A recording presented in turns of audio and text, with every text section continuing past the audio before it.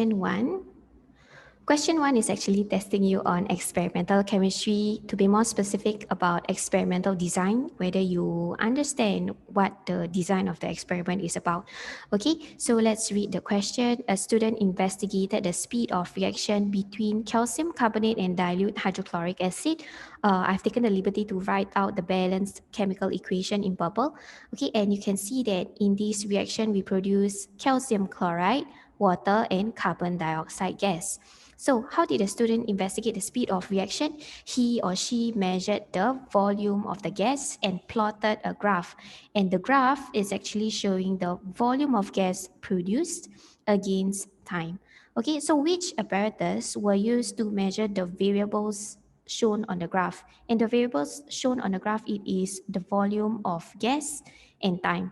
Volume of gas, which apparatus do we use to measure the volume of gas? It would be a gas syringe. Okay, and the apparatus to measure time, it will be your digital stopwatch.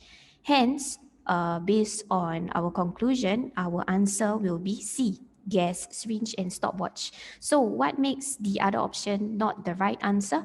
Let's take a look. Burette and pipette in option A and pipette in option D, these two apparatus, right, they are used to measure volume of solutions, which we are not measuring in this experiment.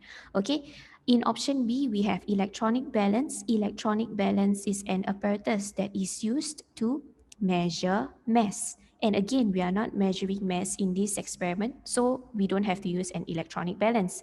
Hence, options A, B, and D are out. Your answer will be C, gas syringe and stopwatch.